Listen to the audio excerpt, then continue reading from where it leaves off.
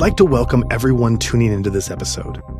Many of you now listening likely have a measure of personal freedom and liberty in your own lives, freedoms that the speaker you're about to hear from no longer enjoys.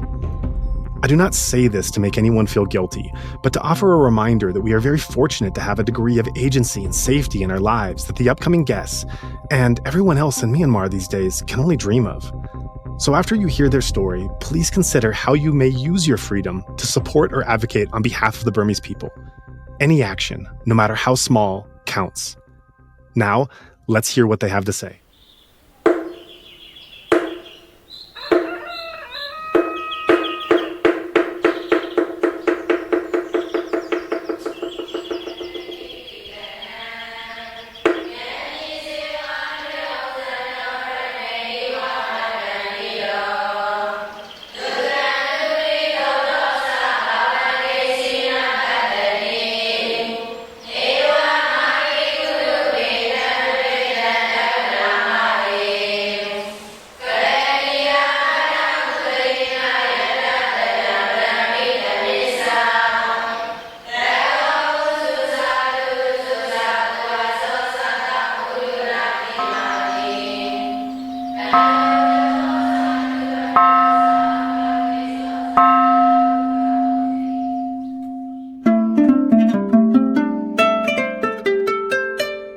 I'm here with Bo Thanmani, a resistance leader who was formerly known by his monastic name as Shin Sopaka, and when he was a monk, and a different name when he was a layperson, which must seem like many, many years before. Bo Thanmani, in your young life, you've taken on very different human forms and activities, which we'll get into here. I should note before we start that there is one very controversial story for which you're most known, and I think it would be good to address that first of all, and then go a bit back into your early life as a monk before that. But because you also have this richness of background that I had no idea about, and only started to learn as I started to prepare for this interview, which we'll get into in a bit after we address some of the more recent events associated with your life. Most people who are familiar with you and know your name, who are listening now, they would know you for a particular incident that you were involved in that happened last year. However, there's probably some listeners tuning in that don't really have any idea what we're talking about and are not familiar with this incident. So to start talking and start this discussion from here, I think it might be best if you can set the scene in your own words as to what happened last year that became the source of a very big controversy. Mm-hmm. So firstly, I want to tell you my short background, how I became a novice.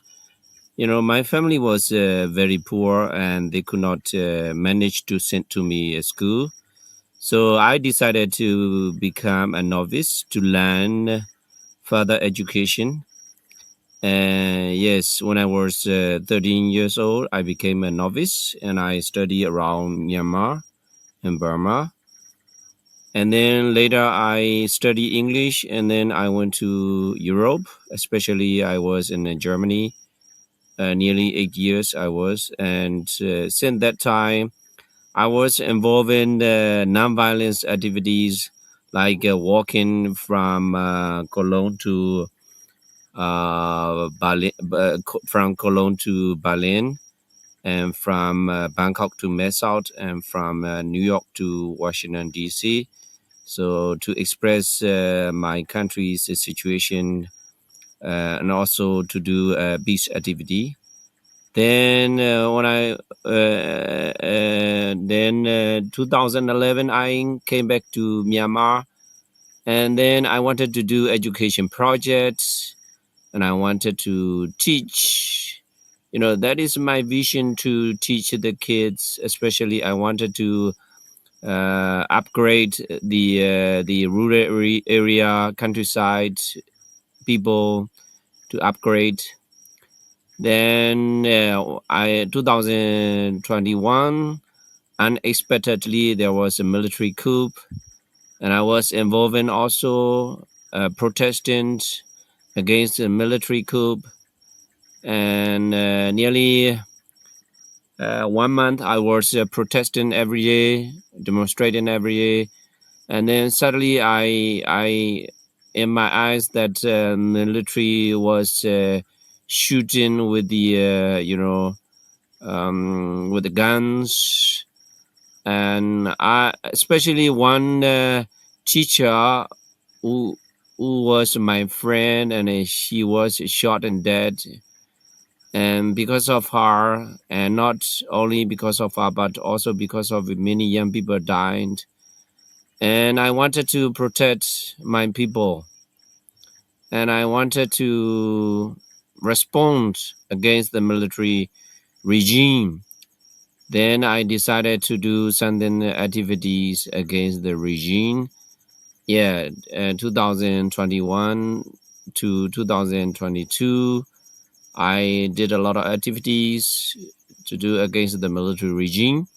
But 2022, last year, I decided to disrobe, because what I'm doing is against the military and involving political activities.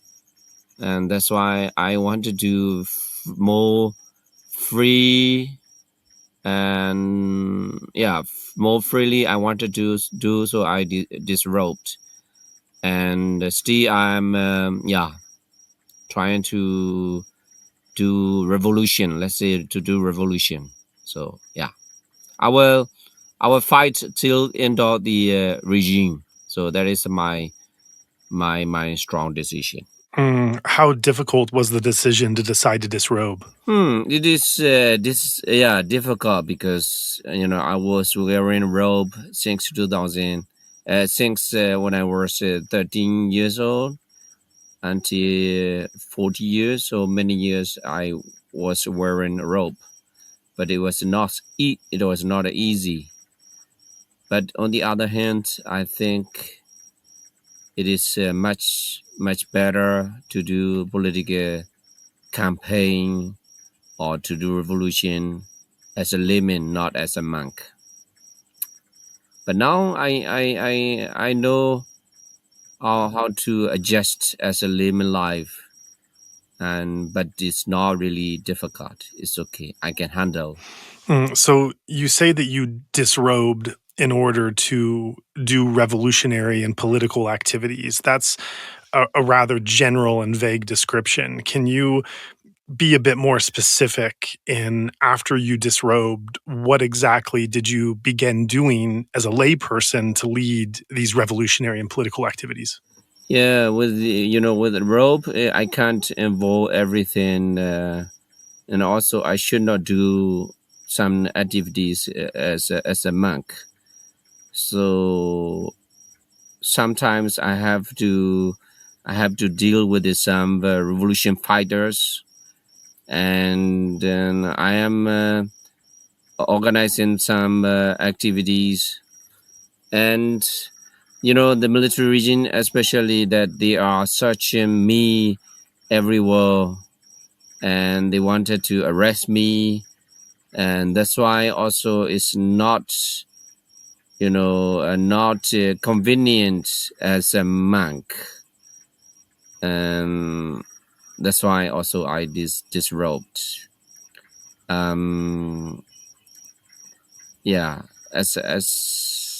As a lay person, I have to do a lot of things here. Especially I'm helping people, and I'm doing also a university project, a University of Revolution project here.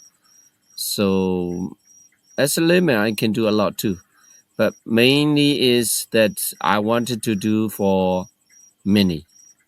And as a monk, I can do for many. As a lay person, I can do too. But it's not the same as a monk. But as a monk, you can make a lot of influence on people. But as a lay person, I don't have much power like a monk. That is different.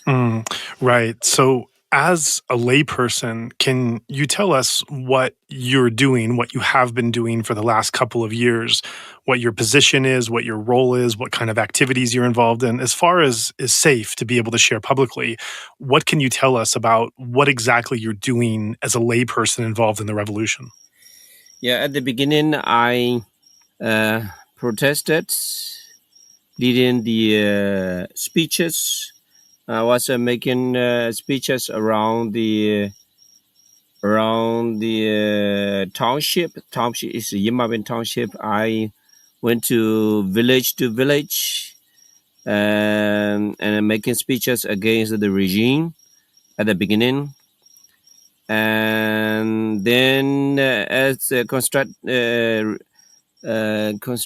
to say, directed by NUG at that time, not NUG but CRBH, instructed to form the people's administration everywhere. So I did that administration around the township or from village to village, and then I am how to say, elected as advisor of people's administration township. So I'm involved now as administration of the area of the township. The township means that under township there are 168 villages. So in this time, revolutionary time, we need also to have our own administration. So that means we don't accept the administration of a regime, the military regime. We have our own administration. So I'm leading this group, and also I have to organize some armed groups to be united. Also, I'm like a organizer. I'm also as a leader of the township. I have to arrange some meetings and to go on our revolution. So that is my role in right now. And we wish that to finish our revolution as soon as possible. Yes, thank you. I would like to ask a follow-up question about the work you did in how you describe organizing the different armed groups. This is very interesting to look at in more detail for several reasons. I mean, one, in any country, in any context, the idea of trying to bring together different armed factions is something throughout history that's been very challenging and very delicate in how one does it, and also very controversial and looked at from outside countries and trying to understand exactly what's going on. But also, it has the added dimension of you being a lifelong monk who has just recently disrobed, and you're now involved in something related to machines of killing, machines that are causing death, tools that are causing harm, something very different from your life as a monk. And so, if you could tell us what exactly you were doing and how it felt for you coming out of monkhood to be doing this in dealing with and working with these different armed factions and trying to bring them together as part of the resistance. Can you tell us more about that? Yeah, I'm organizing the armed groups means that I'm not fighting, holding the guns, and not fighting, but I'm organizing not to have a conflict among the armed groups, and I'm organizing to be united among them. So that is my role, because yes, I was a monk. I'm ex-monk, so I will tell you, I've never been to any battle or any fighting. Just organizing not to be ununited among the armed groups.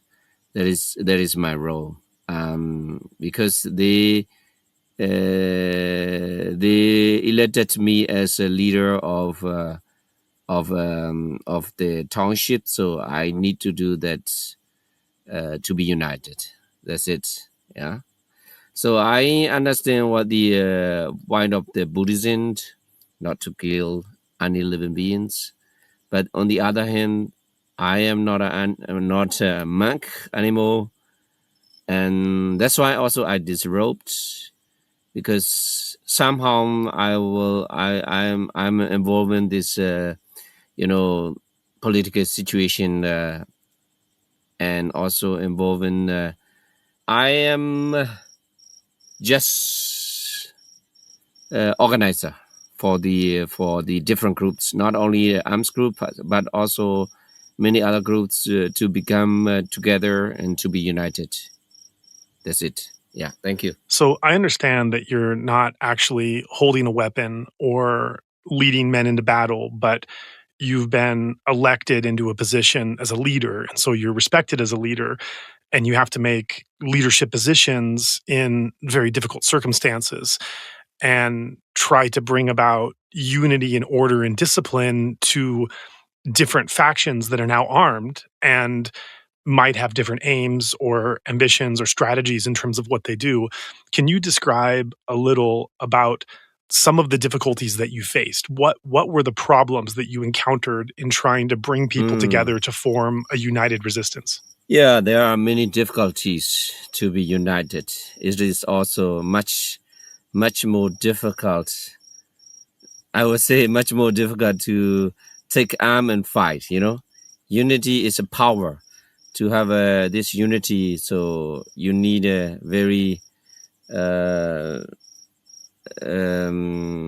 need to be patient, especially trying to be patient. And also I have to teach young people to be patient. And also I told many groups that they are like scattering flowers that I am string to make a beautiful beautiful flowers.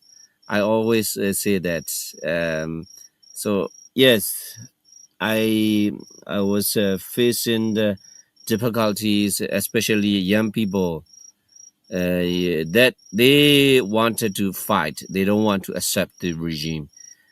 Sometimes young people, not many people, but some people, they have a different point of view. They have a different ideas, and they want to have many weapons, but there are not many weapons. So then they cannot be patient anymore, something like that.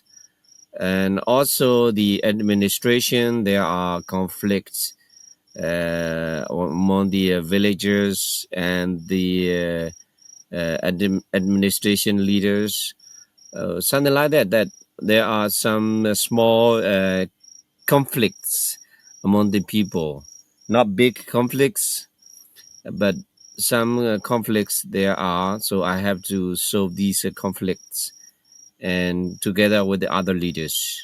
Yeah. I see. That does sound like it's a lot to manage and to figure out, especially in such a dynamic and volatile situation. Did you have any background for the kind of work that you were doing? Obviously, I know that you don't have background in that capacity, but in the capacity of a conflict zone and in working with different armed groups. But did you have any background or training in your work as a monk or your travels overseas in organizing different people with complex backgrounds and trying to achieve a common aim that might have helped you in this current work? Yeah. First question is, did you have any background for the kind of organizing you were having to do now? Yes. The background is NUG government. NUG is a unity government. National unity government is formed by the CRPH. CRPH is the elected parliamentary members. They formed after the coup, and this CRPH group formed the NUG. So NUG is my background. NUG is the main, let's say, our government that we are working together. Since as a monk, I got a contact with the leading leaders of NUG and started to organize some activities like protesting. My main activity is to protest against the military coup and against the shooting at the people. That was my activity as a monk. So after 1 year later, I did not do any activities. And then I was hiding in the forest nearly 1 year. So I did not go out. I did not meet with many people. But then on the other hand, I sent a wrong message to the regime that I went to a foreign country like India, so that they did not put pressure on the villagers or on the area where I was living, where I am living. So it's so much easier. So right now, because I already disrobed, so still the military personnel, they are searching me as a monk, I think. Yeah, that is a tricky way that I'm doing. Right. Thank you for that background. And in terms of how you learned how to organize very complex and changing situations, how did you go about that? How did you manage that? How did you attempt to try to bring people together and resolve difficulties and tensions and misunderstandings in such a high stakes environment? So how did you learn how to resolve differences and to work towards a reconciliation when the different armed groups wanted different things? Yeah, that is good question. That I was a monk, so I learned a lot of Buddha's teachings, and I'm using some method of the Buddha's teachings. Very simple is that I use the power of metta. That's the metta power is a very powerful method to solve the differences, to have different views. So I said not to forget the metta, loving kindness. Based on the metta, we must work together. So that is my main main tool to solve the problems. So that is reconciliation. Also, how to do reconciliation. Also, the saying that I use a lot of methods from Buddha's teaching, and also I like very much reading books.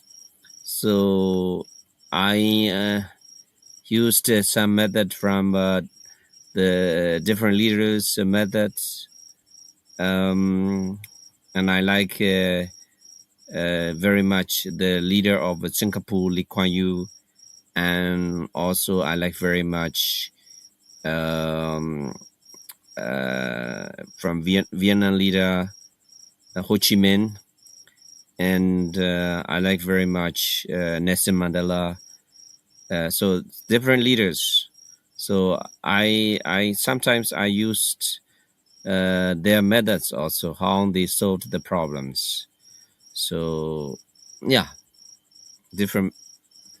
so many different methods I used, but the main point is that and its the main point is not to be angry every situation. So that is very important, anger management. So both sides, I have to manage to reduce anger, to manage anger, and I myself also realize that I have to do also myself to manage my anger. So my anger is the main point of not to be united. Metta is the point to be united. So that is the anger management and metta power. So these methods are used for the arms groups and also local leaders. Yeah. Right. Thanks for that. And I appreciate the mental challenges of trying to overcome anger and also work to have metta. And I was interested to hear that you're reading books that talk about, like Nelson Mandela and Ho Chi Minh and Lee Kuan Yew. I'm wondering if you can give us some more specific examples, or even just one example of what you've learned about the leadership style or strategy of these type of figures that you've applied yourself in this position. So firstly, Nelson Mandela is the master of a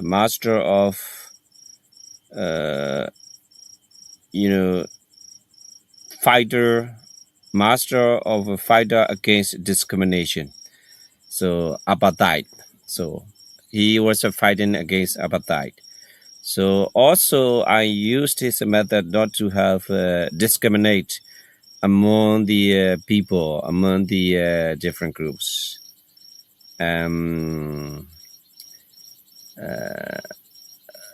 So that is also very important. All the different groups to come together, not to look down on others. That is very important. Yeah. And Ho Chi Minh's method is very simple. That he lives a very simple life. And I also told my young people not to be proud too much and to humble themselves. The humble is Ho Chi Minh's method. And also Ho Chi Minh's method also that organizing the people to fight the regime. And Lee Kuan Yew's method is that to educate people. Education is very important. What he said is that if you want to know whether he is good or bad, just give money and power. What he said to Lee Kuan Yew.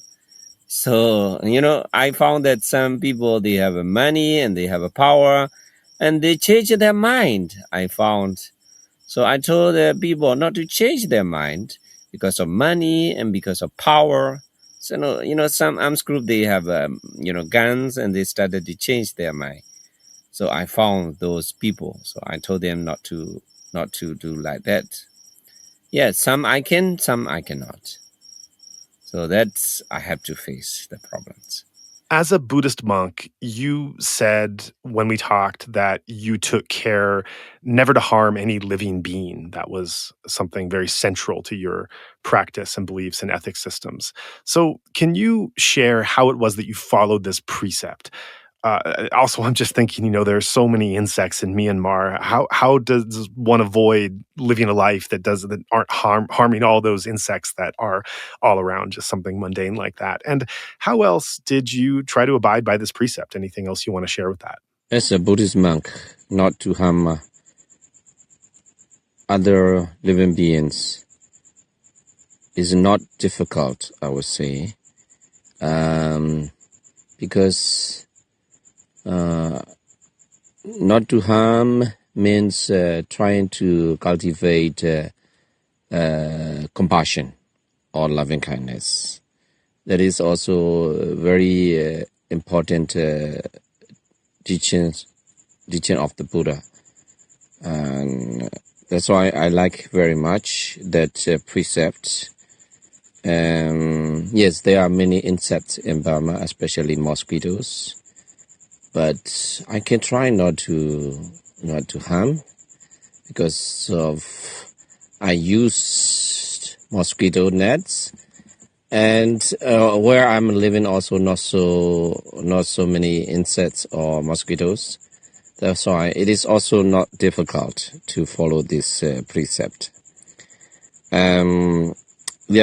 This precept, it is very important to practice, not only Buddhists but also other religious followers or other people, because it is based on kindness, compassion, loving kindness. That's why not to harm others means the beginning of peace for animals, for also human beings. That is an important precept.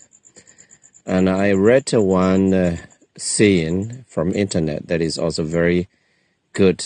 That is about kindness. That is, kindness makes you the most beautiful person in the world, no matter how you look like. That is good saying. That means if everybody is kind, that is making beautiful. If everybody is kind, that is peaceful. That's why it is very important to practice kindness. To practice kindness means not to harm others, and just to share love and kindness. That is the beginning of a peace of the world. Right. Can you take some time and talk a bit about your meditation practice? I think you said you follow Mahasi.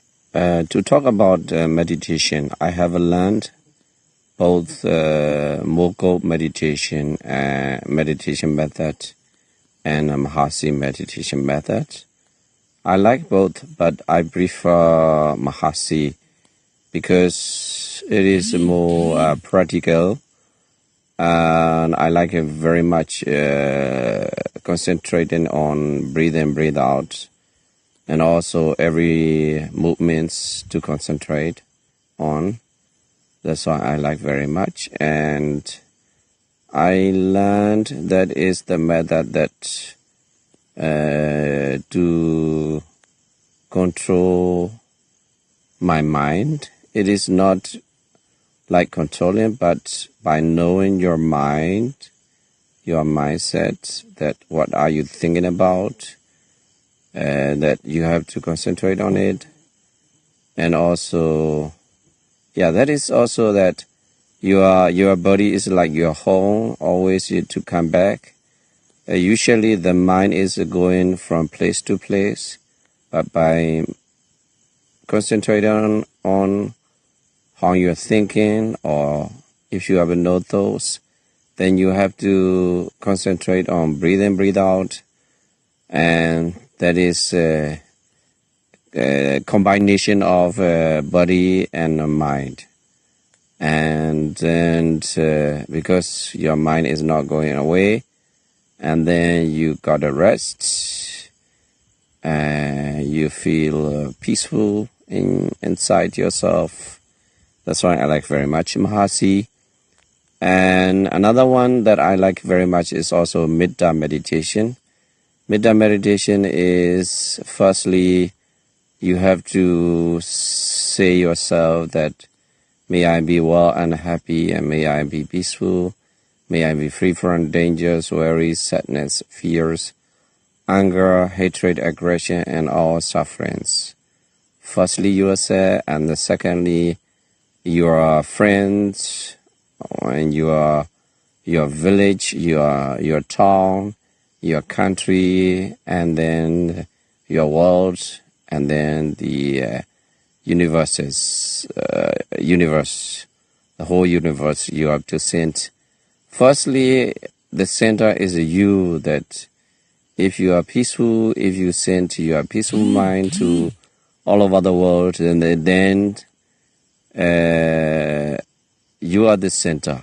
If you are peaceful, then the whole world means your surrounding will be peaceful. And that's why also I like very much metta meditation. And also that is also a good method to handle your anger. Yeah, that I do both Mahasi meditation method and metta meditation. Drawing then upon your past meditation experiences, can you describe why you decided to take those peace walks? Describe to us, what are those peace walks? What did you do with them? Where did you do them? And what was the overall purpose? And how would you say that related to your life as a Buddhist monk? I decided to do a peace walk to show the situations in Burma. When I started to do peace walk, it was in Germany. I was in Germany, and I started from Cologne to Berlin. Normally, highway is around about 600 kilometers, but I can't walk from highways, so that I have to walk from the forest. So that around about 1,000 kilometer, I walked. I walked because I want to show these situations in Burma. That is the main purpose. And what I see is that the world is not peaceful until today, due to lack of leadership of United Nations. Today it's a very, very chaotic situation in Burma and around the world. So to show this situation, I did the peace walk. And on the other hand, I liked very much the nonviolence idea or nonviolence actions. That is a peace walk, and that is also related to as a Buddhist monk, nonviolent action to do. That is a peaceful way to walk. And the walking is that is also good health.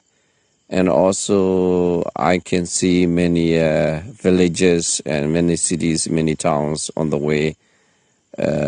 First, I did in Germany from Cologne to Berlin. Secondly, I did from Bangkok to Mae Sot. That is also around about 700 kilometers. Then I walked from New York to Washington, D.C. in the United States. So I did 3 times a long walk. That is a peace walk. That is a nonviolence action. Yeah, the walk in USA was at the beginning, very difficult because I don't have many followers. Only just beginning. I started in front of the United Nations. From there, some people walked together, but later, nobody together. I was walking alone, and I could not cross, tunnel, so I have to walk other round from Washington Bridge. The first night, I had no place to sleep, so I was sleeping in the park. The next day, I wanted to sleep in the park, but luckily a couple from Brazil helped me to sleep. And yes, I was sleeping at the second night at Salvation Army. And from next day, Somebody from New York, Burmese, he sponsored to stay at a motel every night. So I walking like 2 weeks in USA. But many people were interested in our action. And on the way, some cities, some of peace lovers, they walked together. Finally, in Washington, D.C., some Burmese joined also. And we finished in front of a Burmese embassy in Washington, D.C.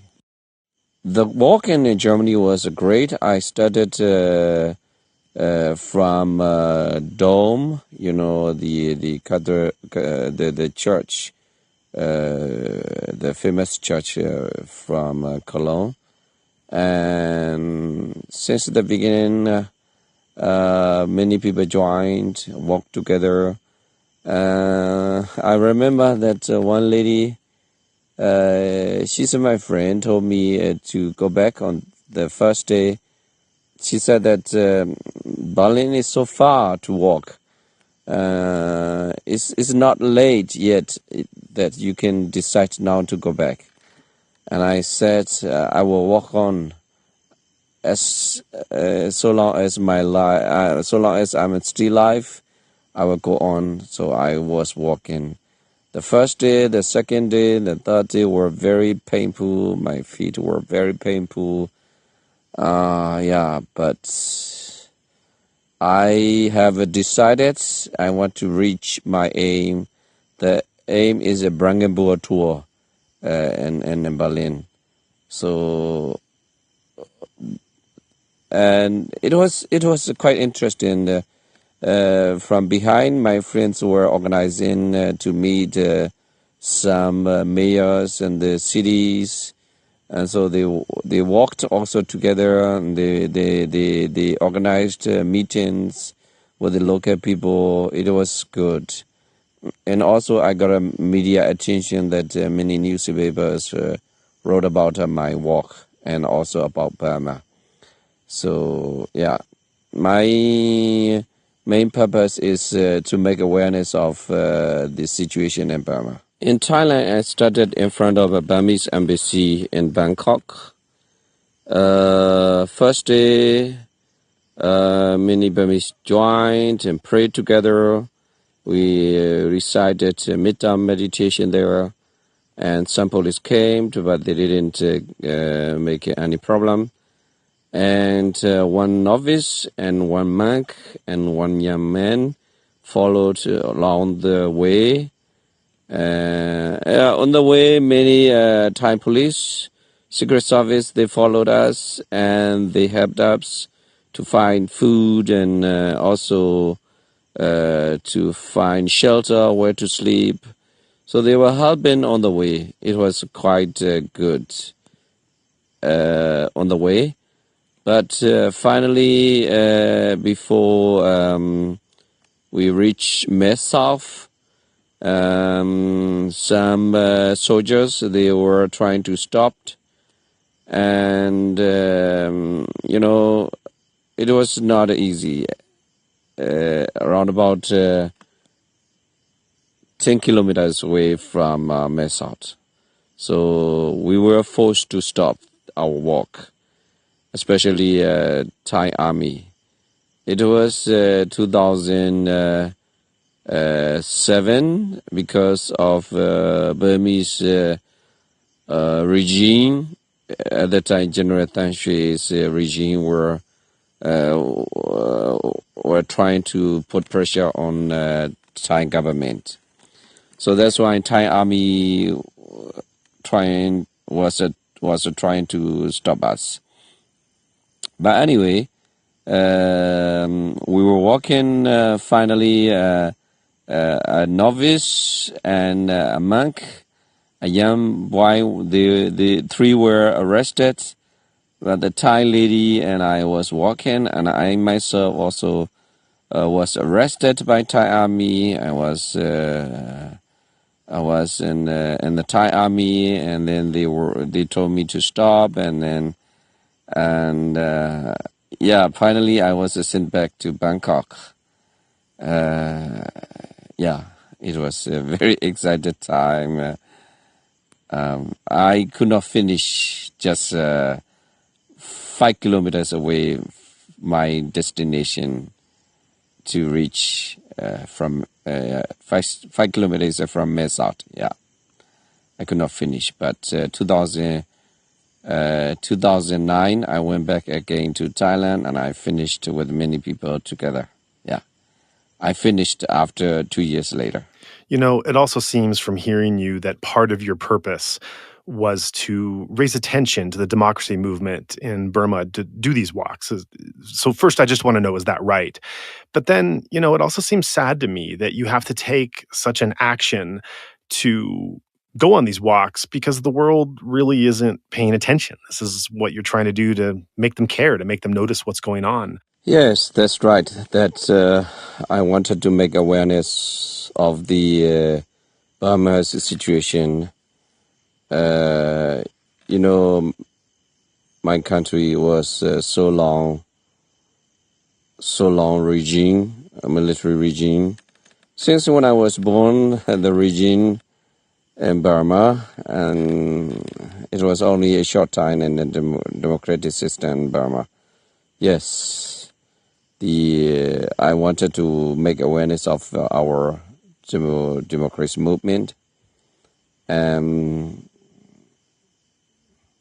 Yeah, it's still today that the world is not really enough attention yet. We feel that our country is ignored and do nothing, especially United Nations. Even our country is a part of the United Nations, a member of the United Nations, but still we got no help. And I feel, we are helpless. The justice is where I don't see real justice in the world. The beginning of the United Nations and the forming of the United Nations is to help not to happen any war in the world. But still today that the wars, civil wars in Burma, civil wars everywhere, and invasion from Russia to Ukraine. So many things are happening. It's the question now today, why for United Nations? For what is the United Nations? What's the role of the United Nations? So this is the weakness of the world's top leading organization is not function well, I want to say. What I want to say is that the United Nations itself also not democratically formed, especially because of the veto power. You know, there are 5 countries that they own veto power. The own veto power means that they can do whatever they want. For example, the highest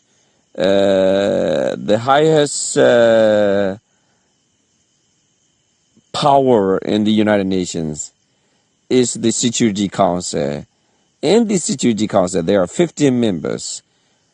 If 14 countries will vote yes, but only one country will say no, then that country who says no will win, because that country has a veto power. So that is a very undemocratic system. So even United Nations itself has no democracy. Where is the real democracy? And especially in our Asia, that real democratic country we can't find. As not real pure democratic country we can't find in Asia. Yes, in Europe, there are many countries. I like very much European system and helping each other, but our Asia, our neighboring countries, they don't share their democratic system because they themselves also not real democratic like India, China, and Thailand. So many countries, they are not really democratic country. So that's why we are suffering.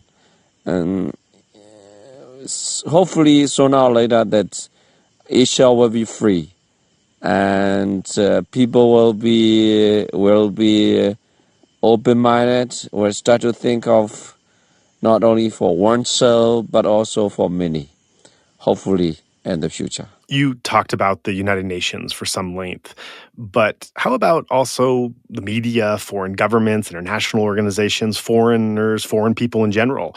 Myanmar has been struggling for help with establishing human rights for many generations, 70, 75 years, you can say, going back to the post-independence area and the initial coup. And it continues to be ignored, really. So as wonderful as it was to take these walks that bring awareness, there's also something there for me that seems kind of sad you had to do it, that people just aren't paying attention. So can you speak to that? After the military coup 2021, 1st February, we got a media attention around the world, not only in Burma, but everywhere around the world. And foreign governments, international organizations, they support our movement. At the beginning, the people in Burma, they were protesting peacefully. Almost everybody around the country, they participated our peaceful protests. But suddenly, the regime reacted by shooting at people. There are many people died who are innocent, and that's why the armed groups everywhere around the country emerged and started to fight against the regime. And some foreign people, they support our movement. It's very difficult in our situation. Even we try to raise awareness, but it's very difficult because of the Ukraine-Russia case. So that is more influence than our Myanmar issue. And nowadays you can hear everywhere the crisis between Ukraine and Russia. Almost not media around the world, they don't describe our situation. So that's why it is difficult right now to raise awareness from media or around the world. That is a very sad situation, what is happening in the world.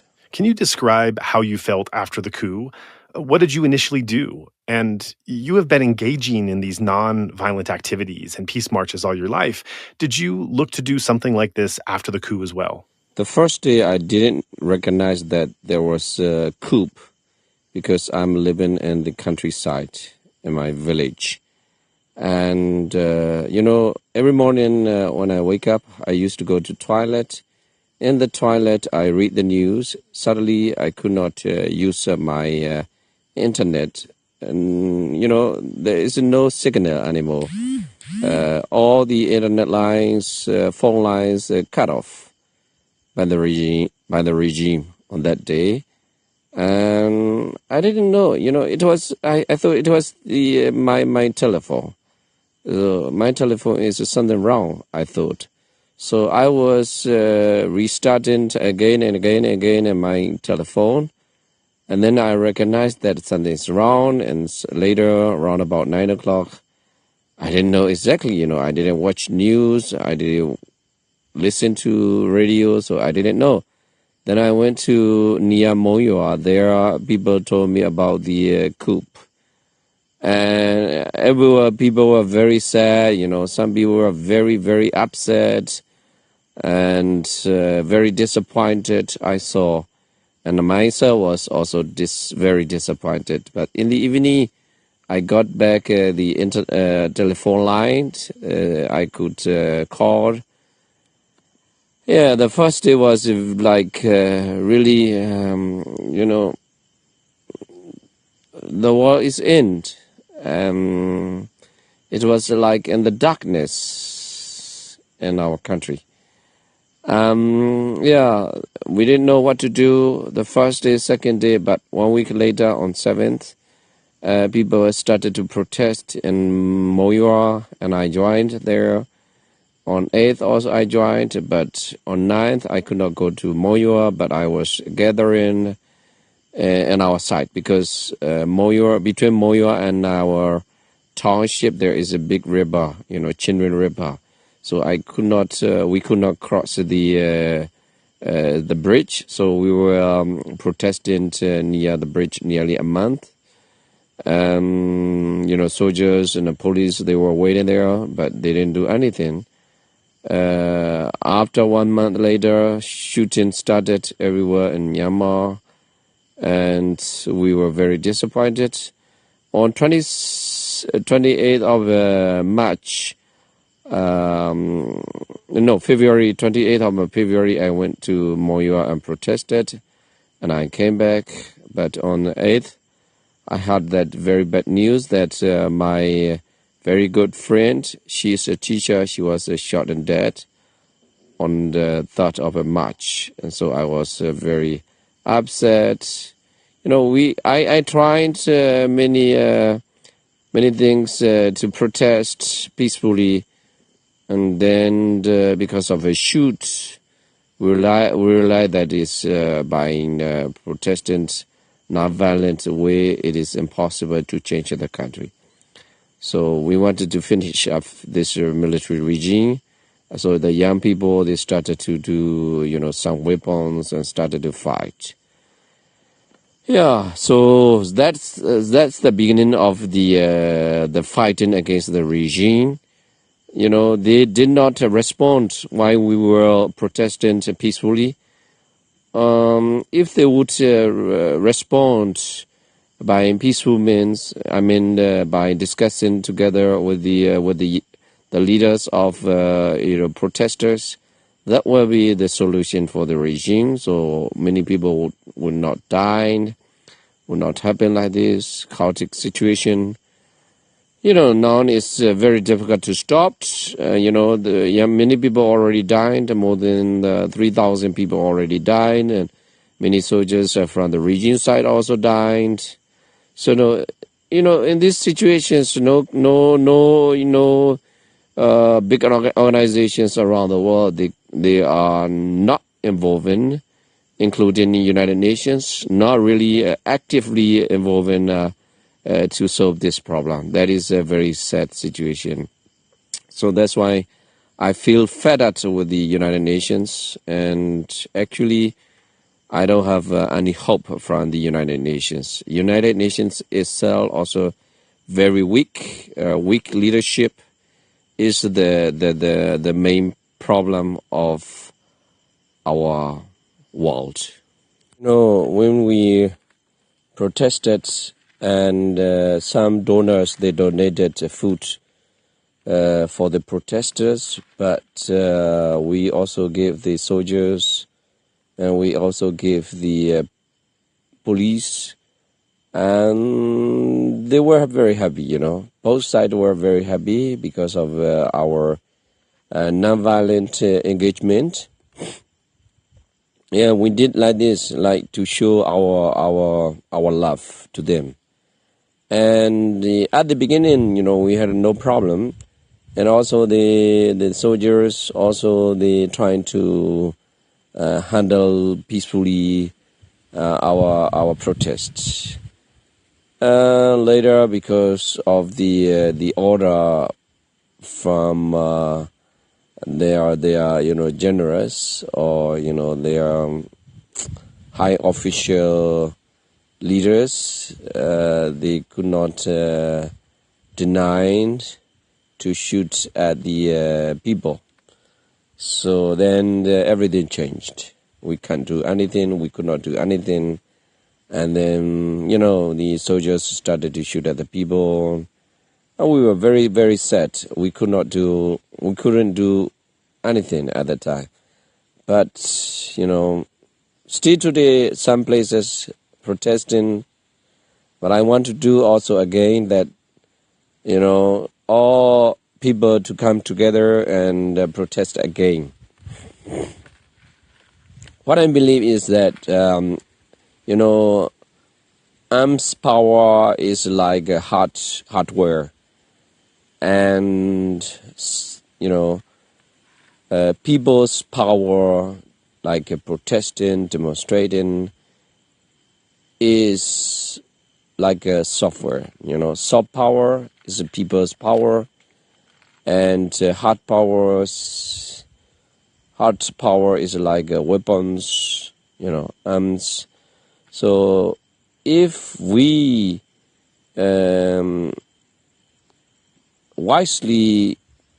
if we can use wisely these two powers, soft power and hard power, then I believe that sooner or later our revolution will be over. You talk about hard power and soft power complementing each other. Did you always believe that? Did you always see a beneficial role that hard power could play? Or is this new? And I also would like to know, did you used to believe that soft power, an example of that being like the nonviolent movement, did you used to believe that soft power was enough? What led to you changing the way that you looked at this dynamic? Before, I believe always nonviolent is powerful. And I believe that nonviolence ways can change peacefully, because I like peace very much. But the idea that complementing hard power and soft power is after the military coup, that people were protesting peacefully, but suddenly the regime reacted or shot dead innocent people. That's why I started to think that nonviolent alone is not really functioning. It's not enough. So then started to think we need a hard power. And that is also, I was thinking of a computer, or telephones. Nowadays that the computer hardware alone doesn't work. So to work, you have to install the software. The same the telephone, the hardware alone is not a work. So you need a software. So they're saying that to complement the situation, political changing, we need both soft power and hard power, the people's power and the arms power. This is not, I would say, this is not a new idea, but I was thinking, logically, when we are living in our technological age, that we are using computers. That's why I believe that both, if we can work or use properly or wisely, then we can change our country. It's one thing to support the idea of hard power, and it's another thing altogether to take part directly in an action that contributes to the exercise of hard power. Can you share your decision to disrobe and join the armed movement after a lifetime in nonviolence? Just talk us through that. Yes, it's a very difficult question, to answer. So it takes time to think. The idea of hard power is just because of the reaction of the military regime. Throughout the country after the military coup, peacefully protesting, gathering everywhere around the country. But suddenly, unexpectedly, that the regime or the military prisoners, they shot dead innocent people. That is the beginning of the idea of the hard power, because the military regime doesn't understand the word of nonviolence, the actions of nonviolence. That is the beginning of the idea of the hard power. And that's why we, the people, started to think it doesn't, it's not enough, or it's not enough only, nonviolence, but we have to think about it to understand the regime, that we, the people, have a power to react against the violence. So we believe that we have a responsibility to protect the people.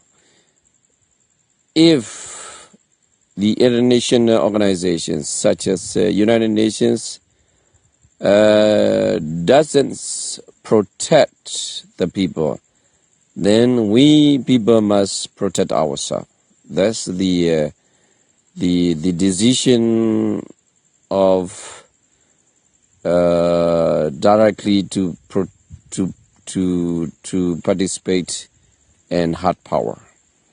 So because of this decision, I thought it is not a good to be a monk, because a monk and or the arms or weapons is not a fit. That's why I have decided to disrobe.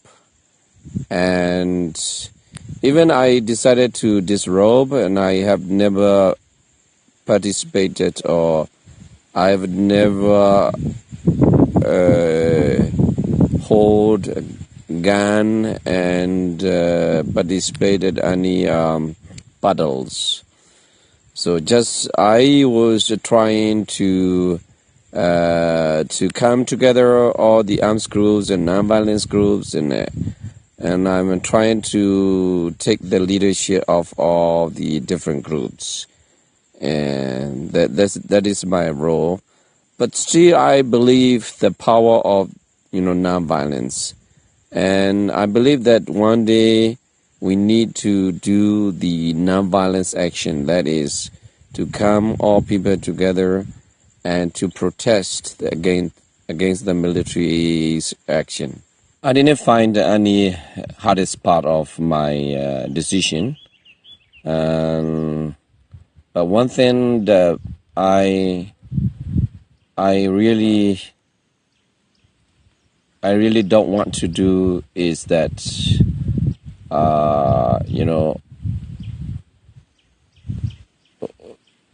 I don't like really violences. I don't like brutality.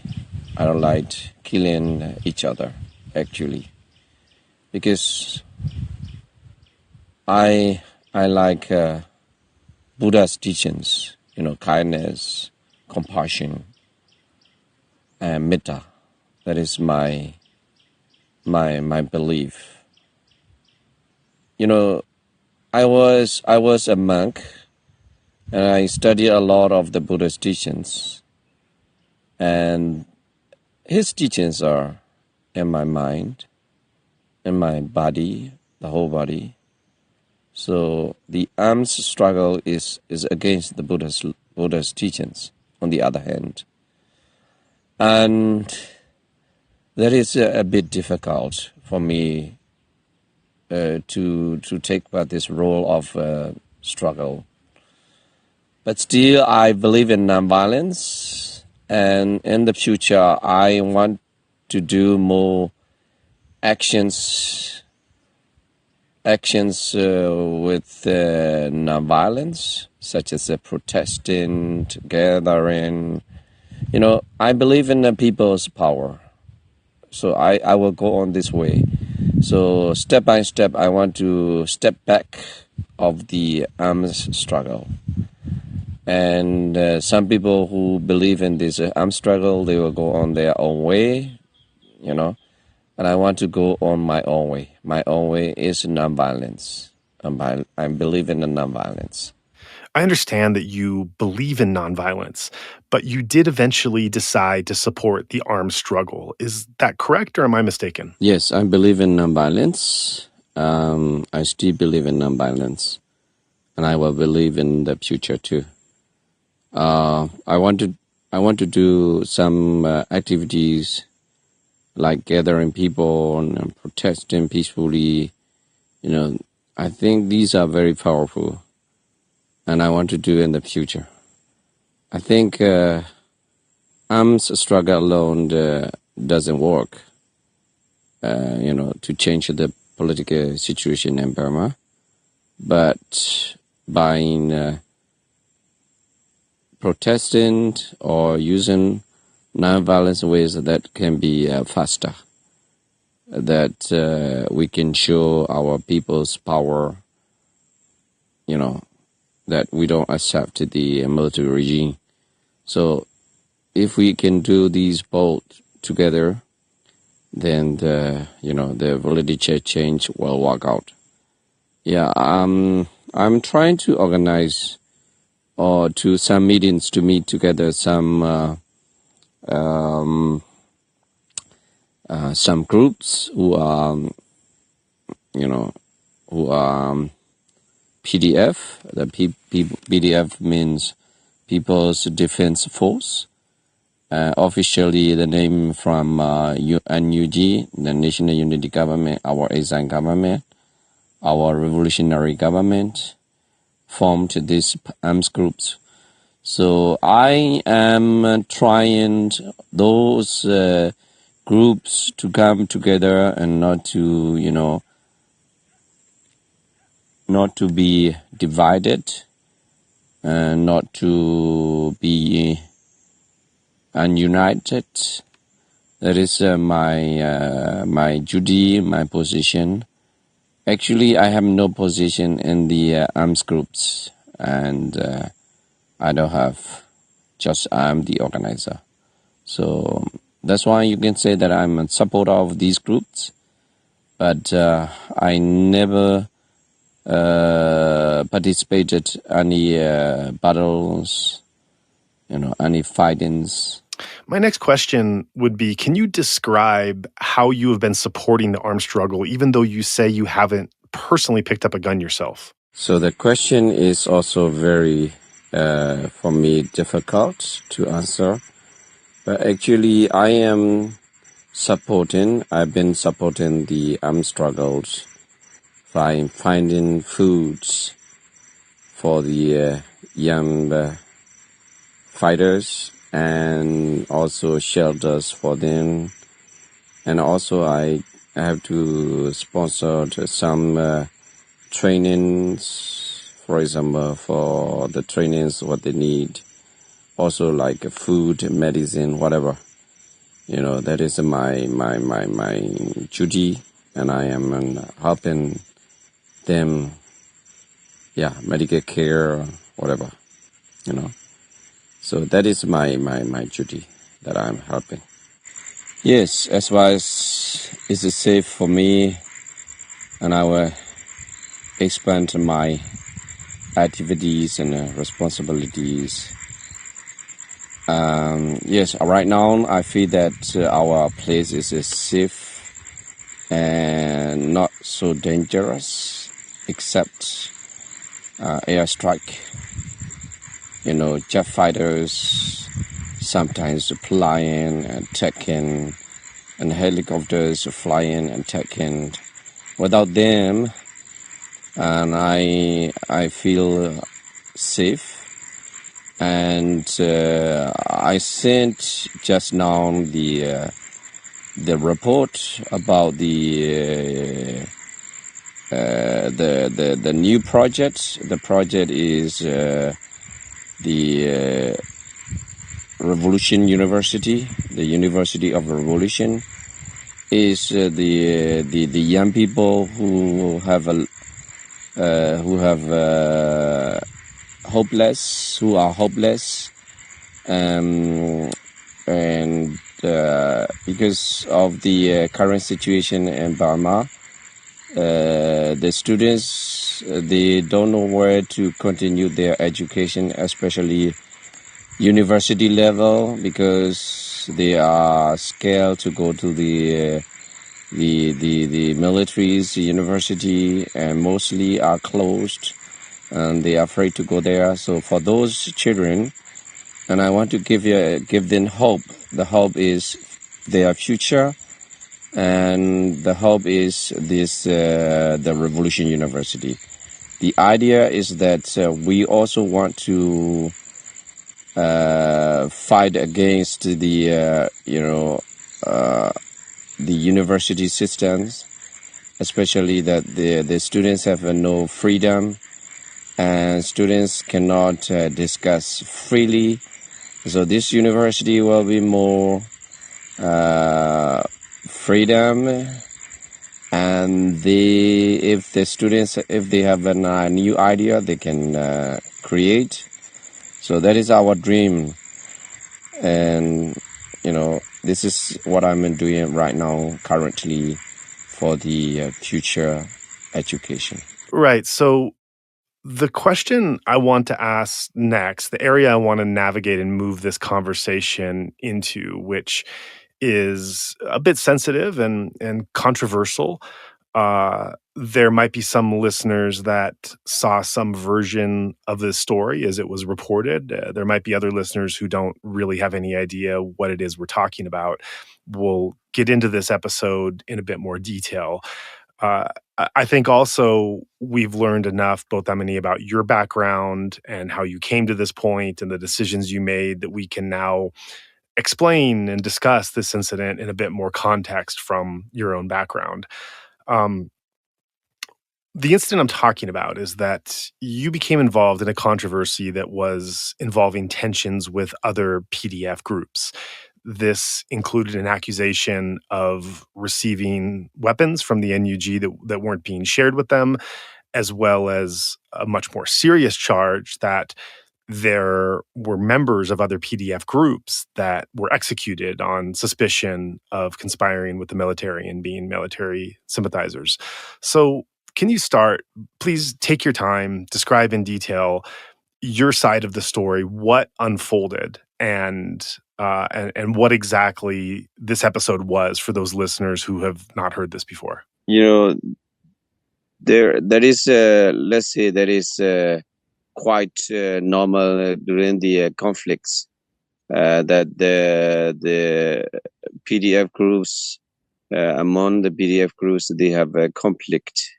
It is because of the misunderstanding, and now we try to discuss together in our township that we had some problems among the different groups. The problem is the PDF groups. There are many different names and different local groups. So among them, they have some problems, but not really a big problem that we're trying to solve together. And especially that we PDF groups not to use any violence if we solve the problem. Yeah, that is the main point.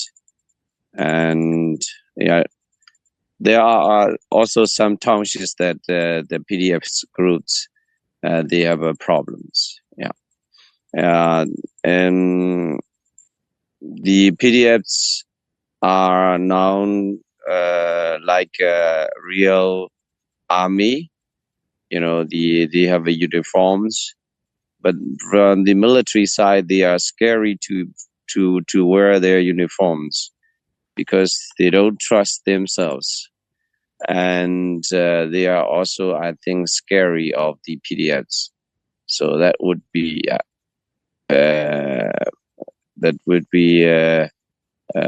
very scary for the military.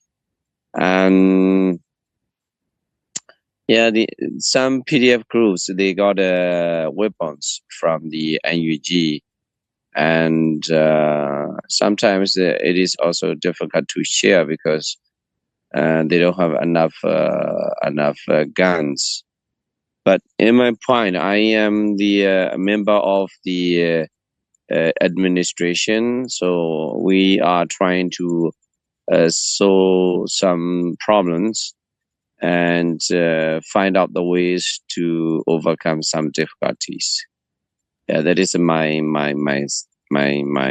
point. Yeah, usually I don't go to the battlefield. Just I trying to come together all the groups and to be united.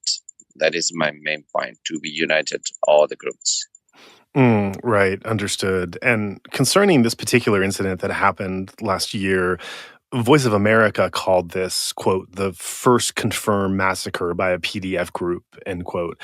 And there was some real concern among those in the international community as well as within the movement that this was a sign that there was a lack of discipline and a growing violence and unruliness among those in the resistance forces. So I think it's really important that we go back and understand what exactly happened with the not just the weaponry that wasn't shared, the much more serious charge that there were that there was an abduction and torturing and eventually killing of, I believe it was 10 people that were accused of military sympathizers, which other PDF groups had protested and said actually amounted to a war crime, that it was that these were members of their group. So can you tell us from your side what exactly happened? It happened last 2021. Yeah, it happened in Yinmabin township, my township. That 4 people were arrested because they were the military supporters. You know, they have a suspicion because they are still working for military. That's why they were arrested. And at the time, other people, other relatives, they trying to negotiate and trying to release them. But unfortunately, because of one group, it's called a Siasan group. The Siasan group is also a PDF group. So they quarreled, and they were like like how to say, they misunderstood, and then CSN group were very angry, and then they started executed these 4 people plus 6 people who were the religious of the 4 suspicious military supporters. Yeah, that it was like 2021, but the NUG trying to form as a investigation commission, a committee that they investigated, and they found out who was a real criminal. And then they announced, the NUG announced who committed, and in order to not to use any weapons or not to hold any weapons. That was a 2001 situation. I understand that the Indonesian Indonesian families that they worry about Myanmar. But compared to other countries, so in our country, mostly not serious cases happened. I mean, this Timbibo murder case was solved by the NUG and by the code of NUG, and already announced and already punished this person. So yeah, but I think this is a usual that among the arms groups happened. And in this case, that we need also support from the United Nations to come to our, for example, our liberated areas and to help the situation, and that is our expectation. But as long as that the United Nations has no action, or United Nations has no plan to take action, then such cases will happen. We as a member of the United Nations, we expect that the UN will involve such cases. Yeah, that is our expectation from UN. Certainly, yeah. Looking into the execution of these 10 individuals, who, as far as you can share and tell, who in terms of organization name and individual name was responsible for the ultimate decision to take their life? The name of the organization is the Siasan Group. It's called Siasan Army, And yeah, his name is also Siasan. Siasan is the leader's name, and the NUG immediately after the investigation, they announced that this person is a real martyr, and the NUG said he is no more PDF, that he cannot be a PDF, something like that. But that there is not real like a code or military code to punish him. But the only thing that NUG can do is that he is a normal PDF member.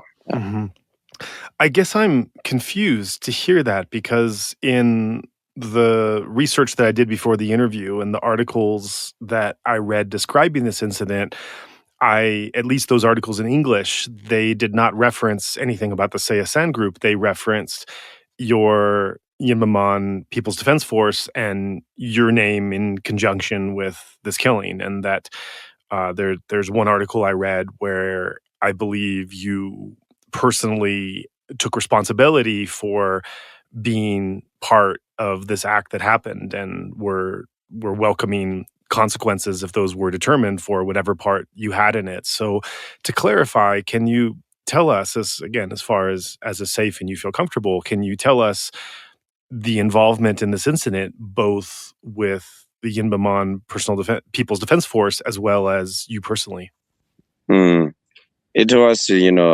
It was attacked by another group that he was my how to say one of my members, and he wanted to be let's say he wanted to be a famous person. By attacking Thanmani, he can be a master. That's the fake accusation, not real. That he wanted to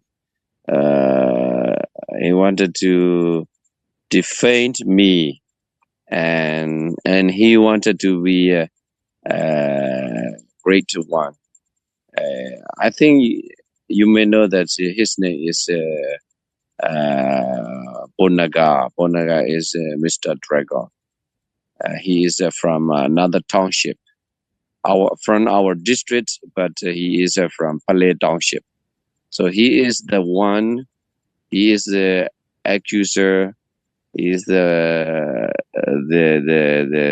master planner to call Thanmani as a martyr. You know, that it was a fake accusation. I want to say fake accusation. And that's why NUG investigated, and they found that I have no guilty. Yeah, there is an announcement from NUG, official announcement, that I have no guilty. So just to clarify, in this discussion, are you then confirming that you personally, as well as your group, had absolutely no involvement in any sense with this killing of 10 people that took place? No, totally not. We are not involved. No. I never ordered, or I never ordered someone to kill them. Never. I can swear that. I can swear. Yeah. I see. And were you aware of what was happening as it was going on in real time, or did you only learn about what happened afterwards? In other words, were you aware that these people had been apprehended and that there was the threat of killing taking place, and you were in the area and hearing about what happened, or were you completely disassociated from that event and you only heard about everything once it happened and you weren't at all involved or aware as it was happening? Afterwards, I knew, I found out that it already happened. So it was too late. So that's why I made an announcement or statement that after 2 days later, it was 29th of November, you know, I condemned this kind of act, and then also ordered not to kill like this before, like this in the future. And even some how to say, some, for example, soldiers and police, if they would be arrested and not to kill. So I made a strong announcement in 2021. I see. So to clarify again, you're saying that you did not know that this killing of 10 people even took place until after it happened. You had no idea that these people were actually abducted until after they were already killed. No, I didn't know that. That's really interesting. That's news to me. I'm learning that and I'm just trying to process and understand that even in the context of this conversation, because it's just confusing that when this incident was reported, you were the center, at least in the English language articles I read, which are much fewer than the Burmese online space and the Burmese media. But from what I was reading and hearing in English, it was always centered on you and your group, the Yinmabin People's Defense Force, that was at the center of this accusation. So the fact that you're not the central figure involved, not only that, but you're actually, from what you're saying, there's no involvement whatsoever. You didn't even learn of what happened until after it took place. This is really diametrically opposed to everything I was reading about this incident. Yeah, I would tell you that at the time I was very upset and very disappointed. The media, you know, the media is only one-sided. That they interview Mr. Dragon, who is the accuser. So the media use his voice more than my voice, and they don't want to listen to me. So sometimes I feel fed up with the media. The media is only one-sided. So I have no chance to explain, and I try to contact some media. Some medias, they also contact me, but other side is very stronger than my side. So for example, English language media, sometimes they write the translation of a Burmese. So they don't directly interview me, they don't directly call me like you want to know really what is happening. And then you try to call me and you want to clarify, but they don't do. That's why, and because of media, that I am the mother of these 10 people. Actually, I tell you, I didn't know. I knew it after, I would say, two days later, and I can swear that I never kill. It is not my way to kill someone. It is not my way that I am the strongly believer of nonviolence. Still, I believe in that. And I also believe in Buddha's metta power, metta power, loving kindness power. Still, I believe in that. And because of this, I can swear that I never order and I won't order anyone to kill. Yeah. Right. Understood. So just to clarify one more point, just so I really make sure I understand you, you swore and you made what's in Buddhist terms called a vow of truth, where you have stated a truth regarding your faith or practice within Buddhist teachings, and then on the power of that truth, you've made a statement to affirming your actions and asked to be believed based on that. So I understand that. I just want to clarify one technical thing. You have said by this vow of truth, you have never committed an act of violence. You have never taken a human life. Technically speaking, I understand that you haven't taken a human life. Have you been involved in a decision where a human life has been taken at your orders or at your instruction, even though you haven't personally taken part in that? You mean that I involved in someone take his life? Right. You might not have done the action, but you gave the instruction or the order that someone else committed the action. I never did. I haven't never done like that. So looking at your wider role and position as a leader in the resistance, excuse me for being naive, but I'm curious to know, how do you manage to run a resistance against a brutal military when you are not personally taking life and you are also not ordering that those on the ground are taking lives at your command, when you're in the midst of a bloody and terrible conflict? How does one avoid committing violence in such a scenario? No, as I told you that I am the one of the members of the administration. So the organizing military case or military issue that one of my assistants, he is organizing all the such protection, protection the area, or or some mission to organize, and that is his duty, and he is my assistant manager, so he is organizing that. Usually I organize, for example, if someone is hurt, if someone is wounded, and then I have to support with some money, or if someone, for example, from PDF members would passed away, would be shot and dead, and then I have to donate some money for this person. So that is my duty.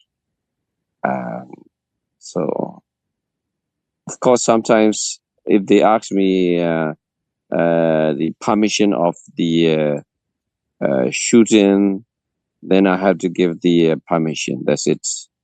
They actually, yes, we have to protect our area. So that's why sometimes I have to give the permission. That's it. Yeah. Can you say more about this permission of shooting? The questions I'm wondering, first of all, what are the guidelines that determine the protocols for when permission to shooting is given and when it's denied? And what is your role or your authority in being the person that people come to that requests permission to shoot? And the request is that, that our area that is under our control, if the military would come and they confront with the military, and usually, and all the PDF members, if they see these military personnel, that they started to have a battle. They started to have a battle. It is unavoidable. It happened. Usually if it was just beginning that they asked me permission, yeah, and later, because I appointed my assistant manager, so he organized everything. So I don't need to say whether I'm permit or not, whether I give permission or not. It is not my role. So only at the beginning. Mm-hmm. Right. I'm also just pausing here because I'm thinking of your caricature in the media in a couple of ways. One thought that comes to mind is that whenever this incident of the killing of these 10 people is brought up, you're always the name associated with that. It's all you're the kind of linchpin and representative of this act taking place. This is closely associated with you, and you're closely associated with this incident.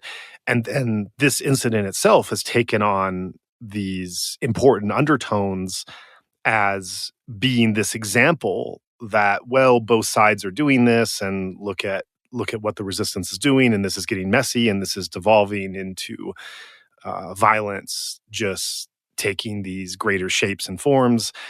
And so it's come to the incident itself has come to represent a danger of the lack of discipline of the PDF forces, and you have been the person most associated with that incident taking place. You're often described, at least in English media that I've read, you're often described as a monastic turned warlord or a monastic turned PDF fighter. And when you referenced how media hasn't sought you out to talk with you, it's interesting because when it was suggested by a mutual friend that we connect with each other, I was also very hesitant. I'll just be honest, because I had read everything that there was to read, at least in English, and talked to people that were in country, and I wasn't really sure what to expect. And as I got a bit deeper into understanding your story, which by now we've also shared with our listeners, your background, I saw that there was a lot more there. I was curious, and just being able to hear your side of the incident. I was not expecting what I heard. I was not expecting that your claim that you simply had no involvement of any kind whatsoever in this, and you're telling that you were completely framed in this. I thought it was a he said kind of thing, that you had a different view or understanding on it. But you're telling me something very different, that you were simply not involved at all. So I guess my question is, what is it like to have this stain? What is it like to have this characterization that this incident and everything it represents. It's a very important incident that happened since the coup. It's one that's referenced in all kinds of articles and discussions of this taking place. And you're the one most associated with this incident happening. It's just accusation, already finished. And I told you that I believe in Buddha's teaching, so Buddha's teaching is always impermanent. So accusation is also impermanent.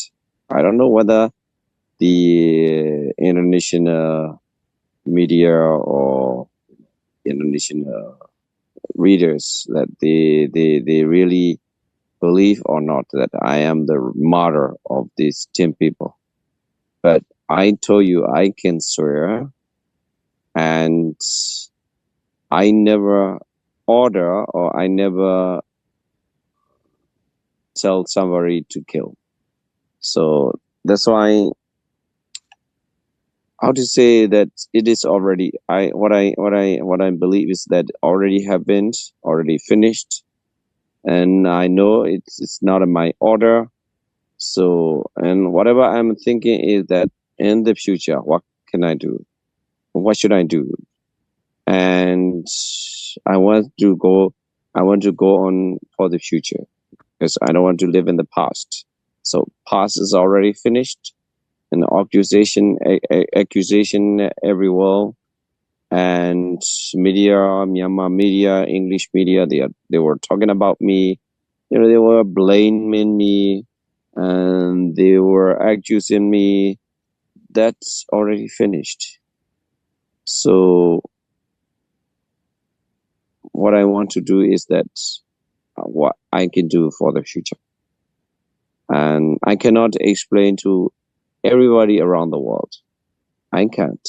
But I want to thank you that I have a chance to explain from you to the people who want to know the real situation. And I want to thank you that. Thank you. Yes, of course. And I have just one more question about this particular incident before we move on to the overall resistance. You had referenced that it was this Sayasen group that was actually the ones responsible for what took place with this killing.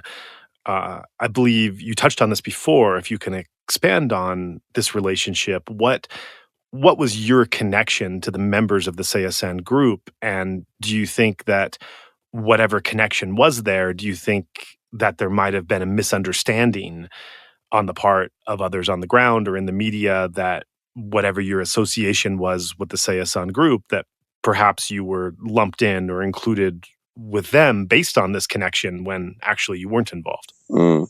So at that time, Sayasen group was under my name, that they were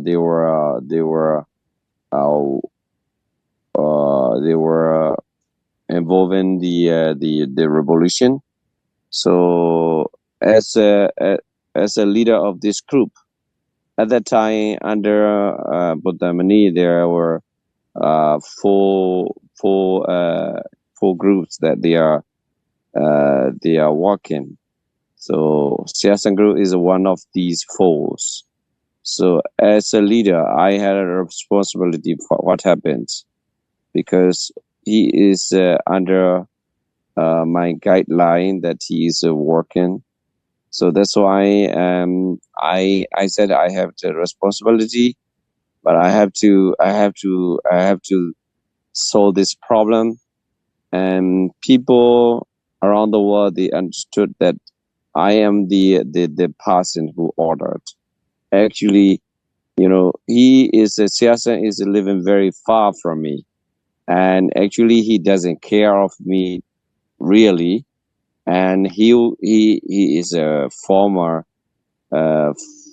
teacher. He was a teacher before, so a teacher is a little bit stubborn, and he usually decided by himself. He doesn't wait my order usually. So that's why in this matter case, he himself decided and committed by himself. He did not wait any order from me, or he did not discuss with me, and he decided by himself. So that's why people misunderstood in this case. Yeah. How do you think things are going generally in the resistance right now, as being someone on the ground? The resistance situation in our area is getting better. I can say getting better and better. But other areas or the other states, I don't know exactly. But mainly is getting worse. Getting worse. Our area, for example, less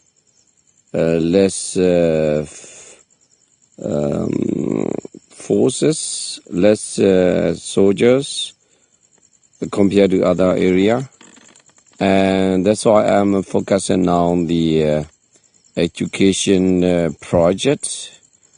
The idea of the education project is that there are many students that they did not finish their university studies because of COVID-19, and then the military coup. And there are many students that they cannot go to Mongolia or other big cities, but mostly the cities or the universities are not working or not opening, and that's why for this I am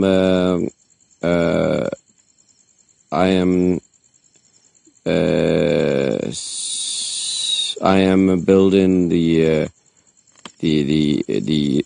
University of a Revolution. So that is also a part of resistance, that we want to train students, the political science and other resistance studies, and also medical studies that we want to do. So our area is getting better. The next question I would like to ask is getting back to looking at Buddhism. And obviously, as a former Buddhist monk, this is something that I think you'd have a lot to say. I'm wondering how you think that Buddhism will survive on in Myanmar, what form and shape it will take. We've seen this military destroyed monasteries and pagodas. It's killed and arrested monks who do not agree with the regime and the messaging and its own interpretation of Buddhism. At the same time, they've perverted Buddhist teachings by bringing in anti-Islam elements, combining it with numerology and superstition. Many young people now in Burma, I've been told, they see the Sangha itself as a kind of threat to the progress that they hope to build. So as a former Buddhist monk yourself, a dedicated follower still of the Buddhist teachings, how do you look at the survival and the transformation potentially of Buddhism in Myanmar? I want to say that to survive Buddhism in Myanmar is a very tough situation or big challenges, facing big challenges in Burma. You know, the belief in Burma on Buddhism is, since years ago, it is traditional belief. You know, it is difficult to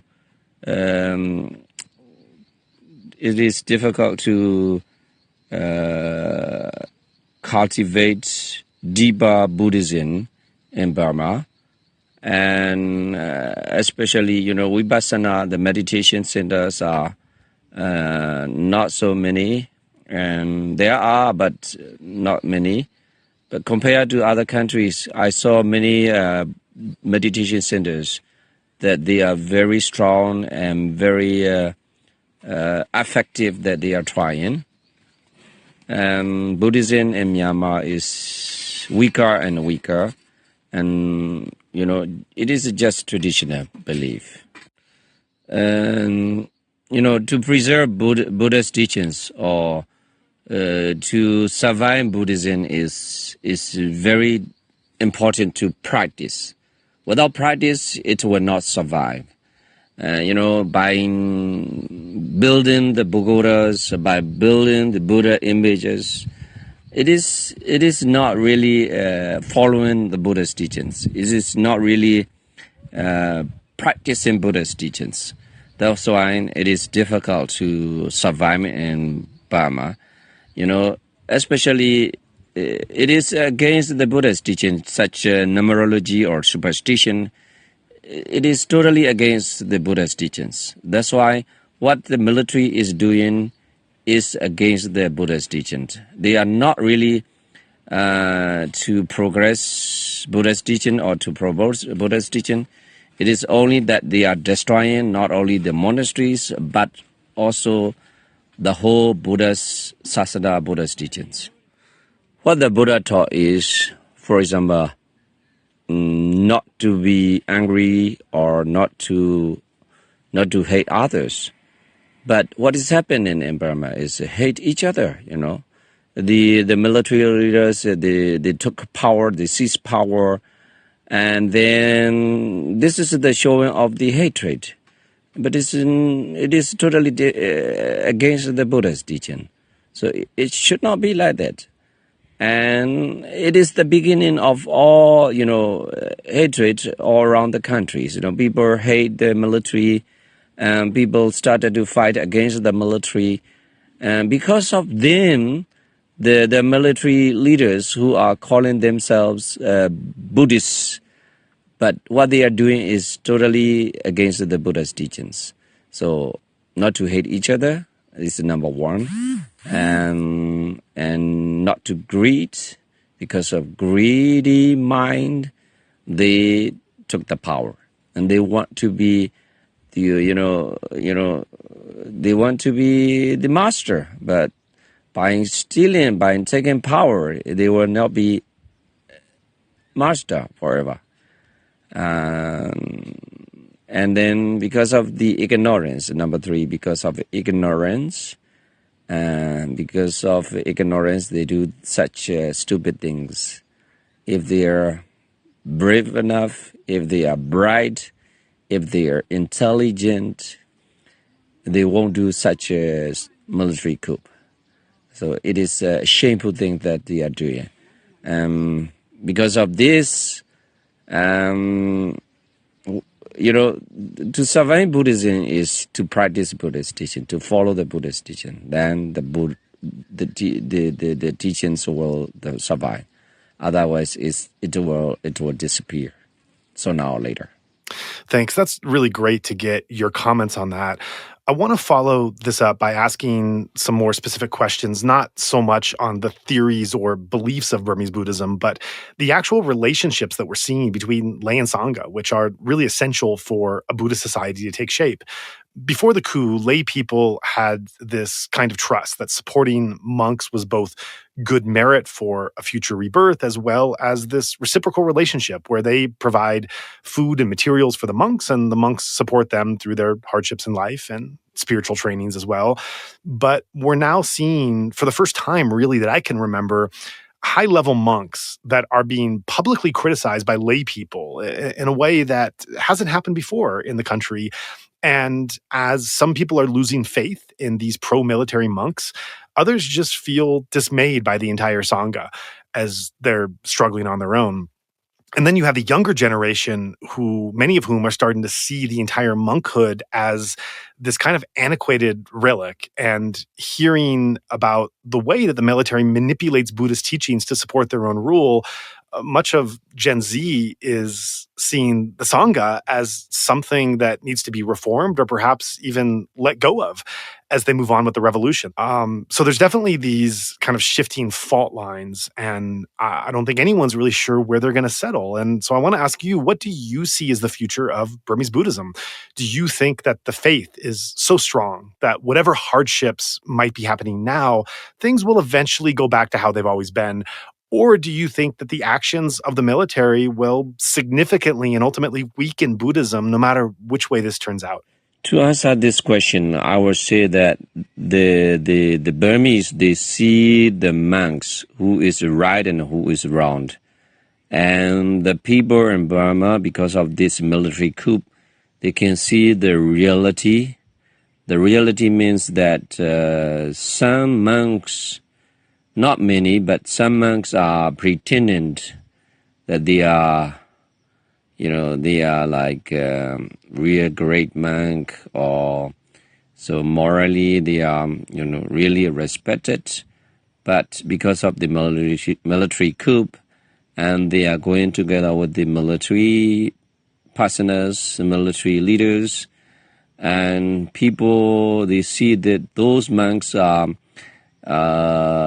let's say, so greedy and thinking for themselves and so selfish that people will see. So the people see clearly those monks, they don't respect and they don't want anymore those monks.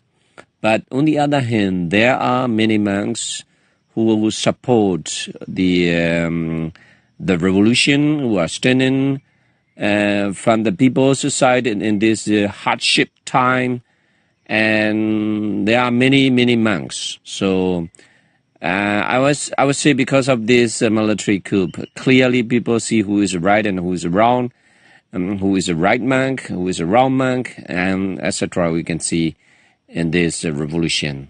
And because of this, I think in the future, the monks who are highly respected by the people will take the place, and they will organize more systematically in the country. So that's why I would say, I want to say that I am optimistic because of this, and in the future, the Burmese Buddhism will come new era. So, but those monks who are not right, especially who are following, who are supporting the military, they will not have a place for them in the future. So their heyday is over. They will not have a place for them in the future. So that's why I would say in the future, in the country, in Myanmar, less monks, but who are right, who are really practicing monks will take place, and they will be behind, and they will be, they will exist in this country. So less monks, but clear right monks will exist in the country. Thanks. Your answer is really helpful and causes me to reflect as well. However, I do find that your response is somewhat positive in thinking that the bad monks and their supporters will just eventually go away, and the good monks and their supporters will remain. This is a positive and optimistic outlook, which I certainly hope is the case, but I'm not sure either. My fear is that the perversion and manipulation of Buddhism that's now taking place will risk losing an entire generation of Burmese Buddhists who simply will not come back. What numbers, I'm not sure, but I think that could be some likely result. And there will be those that do not want to be monks, do not want to support monks, do not want to listen to monks or anything else.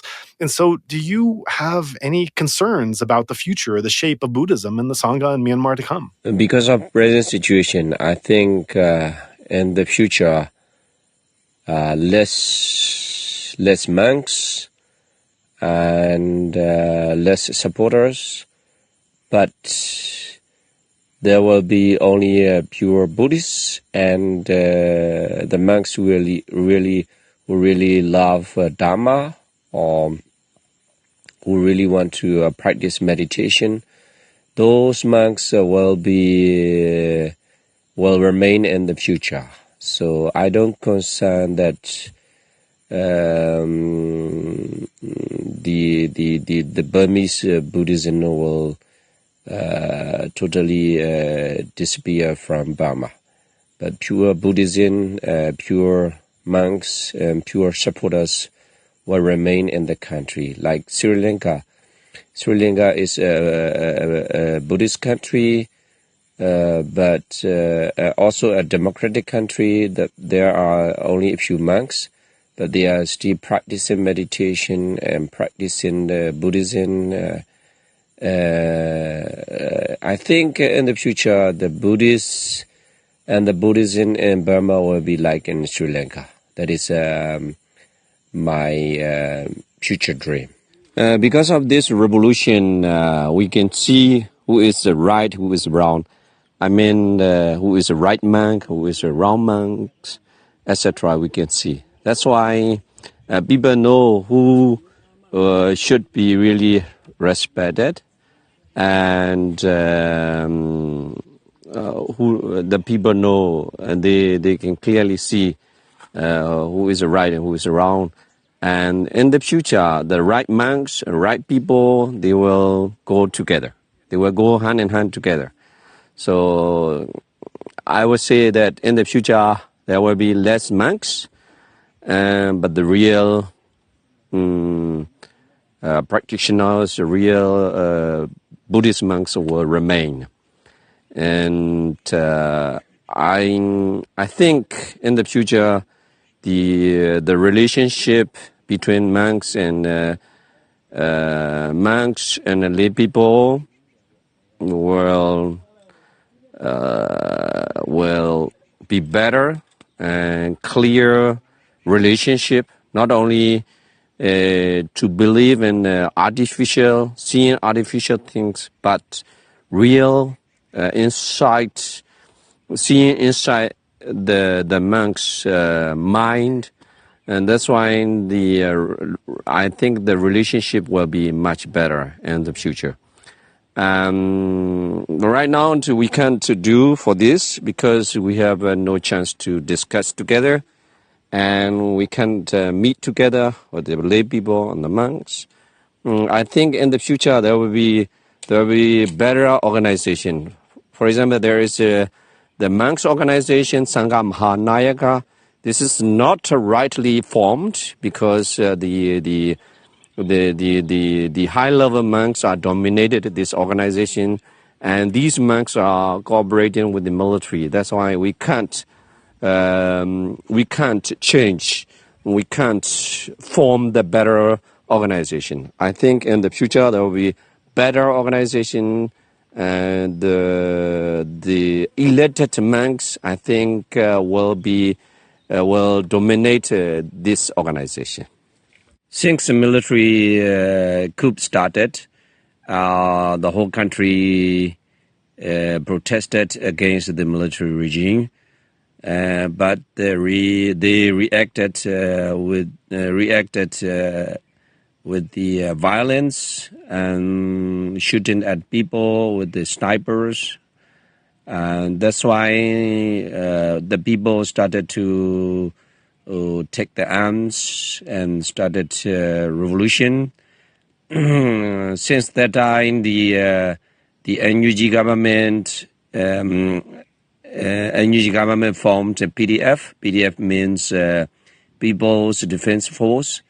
Now taking control around 70% of the country, especially in our area, like 80% or 90% we controlled. So we can say that is our successful revolution. We see that in the future, not only the power of arms, but also the power of people. We say that, and the hard power and soft power, if we can combine together, and hard powers must protect the people, save the people, and guard the people, and the people must protest or demonstrate against the regime. If we can do again protesting, demonstrating with the many people, then we can change the country sooner or later. Thank you.